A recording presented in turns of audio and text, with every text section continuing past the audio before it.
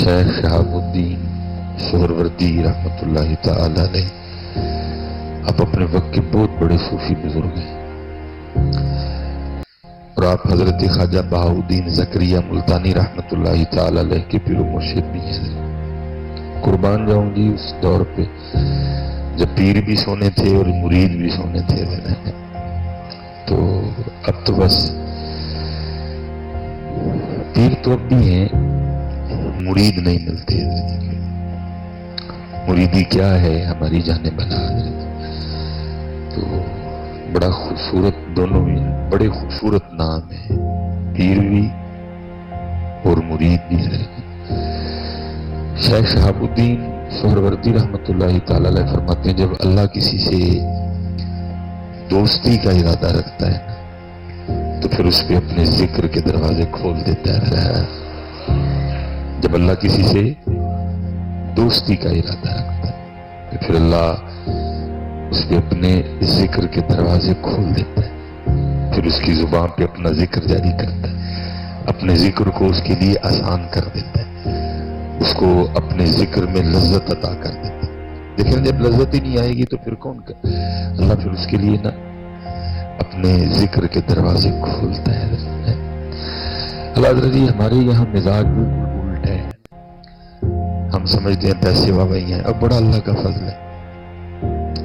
گھر جی بڑا اللہ کا فضل ہے، کاروبار ٹھیک چل رہا ہے، ہم کہتے ہیں نہیں، اللہ کا فضل اسی پہ ہے جس کو اللہ اور اللہ کے رسول کے ذکر کی توفیق ہے حضرت۔ یہ تو فضل نہیں ہے حضرت، یہ تو فرعون کے پاس بھی بڑا تھا حضرت، یہ تو نمرود کے پاس بھی بڑے تھے حضرت، یہ تو حامان کے پاس بھی بڑے تھے، یہ تو شداد کے پاس بھی بڑے تھے، تو کیا پھر ان پہ بھی اللہ کا فضل تھا حضرت؟ اللہ کا فضل اس پہ ہے جس کو 5 وقت نماز کی توفیق ہے حضرت، اللہ کا فضل اس پہ ہے جس کو ذکر اور درود کی توفیق ہے حضرت۔ اسی لیے تو یہ تو ہے نا پیر صاحب، اب ذرا مرید کی بھی سن، حضرت بہاؤالدین زکریا ملتانی لکھا جب حضرت کا وصال ہو گیا نا تو وصال کے بعد کسی نے خواب میں آپ کی زیارت کی، کرم ہوا کسی پہ، وہ شخص نہ خواب ہی میں حضرت سے سوال کرتا ہے حضرت کیا بنی، کیسا معاملہ چل رہا ہے؟ فرمایا اللہ نے میری قبر کو جنت کے باغوں میں سے ایک باغ بنا دیا۔ اس نے باقاعدہ آپ کو دیکھا کہ حضرت نا وہ جنتی تخت پہ، قبر جنت کا باغ بنے، جنتی تخت پہ بیٹھے، اس نے سب کچھ دیکھ کے حضرت آپ نے فرمایا اللہ نے بخش دیا، قبر کو جنت کے باغوں میں سے باغ بنا دیا، مجھے جنتی لباس عطا کیا، جنتی پوشاک عطا کی، جنتی خدام عطا کیے، لیکن جو لطف وہ سرگی کے وقت نیند چھوڑ کے، بستر چھوڑ کے، وضو کر کے مصلی پہ تہجد میں کھڑے ہونے میں تھا نا، وہ ادھر نہیں کوئی بھی حضرت ہے۔ جو لطف اس وقت آتا تھا نا، وہ نیند چھوڑنی، وہ بستر چھوڑنا، اور وہ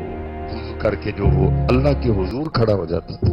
وہ لطف یہاں نہیں ہے، کیونکہ یہ لطف ہی وکر ہے، لیکن جس کو اللہ عطا کر دے، اسی لیے تو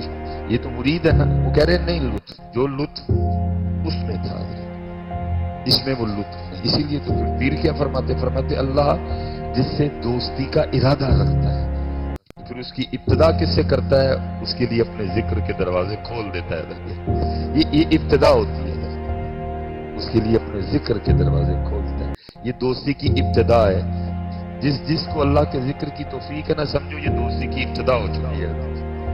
یہ اللہ کا فضل ہے، یہ دوستی کی ابتدا ہوئی ہے۔ اب آگے آپ کا کام ہے کہ آپ ابتدا کو انتہا تک کیسے لے کے جاتے ہیں، اس نے تو ابتدا کر دی، اس نے آپ کو اپنے ذکر کی توفیق دے دی، اب آگے میرا کام ہے حضرت کہ میں آگے پھر کیا کرتا ہوں، لیکن اکثر و بیشتر حضرت اسی طرح ہوتا ہے کہ کچھ صحبت نہ ہونے کی وجہ سے، کچھ علم دین نہ ہونے کی وجہ سے پھر بندہ نہ اور صوفیاں تو پہندا بھی بڑا نا شیطان حضرت، وہ نہیں ان کو آگے جانے دیتا، جتنے صوفی ہیں نا ان کو تو پڑھتا ہے، دبا کے پڑھتا ہے، کیونکہ میں نے پچھلے جمعے ادھر بھی عرض کی، کیونکہ بھائی چور نے تو ادھر ہی آنا نا جدھر کچھ ہے، اب جدھر ہے ہی کچھ نہیں تو اس نے کیا کرنے جانا ہے ادھر،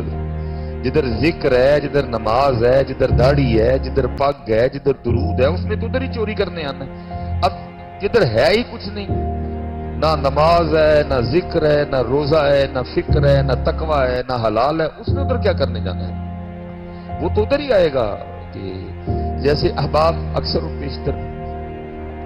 علماء سے پوچھتے ہیں، ہمیں بھی لوگ پوچھتے ہیں جی نماز میں خیال بڑا آتا ہے، تو بھائی وہ تو آنے ہی آنے ہیں، وہ کب آپ کو اللہ سے لو لگانے دے گا؟ اس نے تو پوری کوشش کرنی ہے کہ آپ کی ساری نماز ہی خیالوں کی نظر ہو جائے۔ یہ لکھا ہے، روایت کا مفہوم ہے کہ کچھ یہودی نبی پاک علیہ السلام کی بارگاہ میں آئے اور آ کے کہنے لگے جی ہمارا دین سچا ہے، مفہوم ہے، منوط نہیں ہے، آپ کا نہیں سچا۔ آپ نے فرمایا کیسے؟ جی ہم جب عبادت کرتے ہیں تو ہمیں تو کوئی وسوسے نہیں آتے، اور آپ کے جو اصحاب ہیں وہ اکثر و بیشتر آ کے وہ وسوسوں کے حوالے سے آپ پوچھتے ہیں۔ تو آپ نے فرمایا یہ تو ہمارے دین کے سچے ہونے کی دلیل ہے۔ جی وہ کیسے؟ آپ نے فرمایا دو مکان ہوں، ایک مکان میں ہے ہی کچھ نہیں، اور ایک مکان ہے وہ ایمان کی دولت سے مالا مال ہے، اس مکان میں ذکر کی دولت ہے، اس مکان میں تقوی کی دولت ہے، اس مکان میں 5 وقت با جماعت نماز کی دولت ہے۔ جی تو بتا کہ چور کس گھر میں جائے گا؟ خالی گھر میں جائے گا یا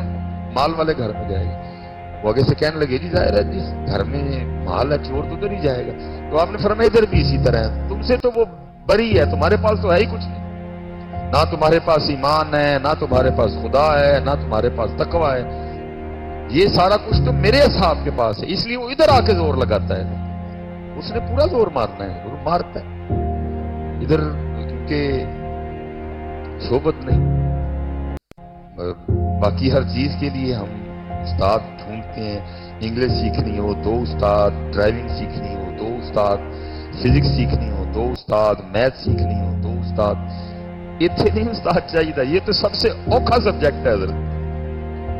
اتنے تو استاد بھی چاہیے اور استاد بھی پورا اور پکا چاہیے۔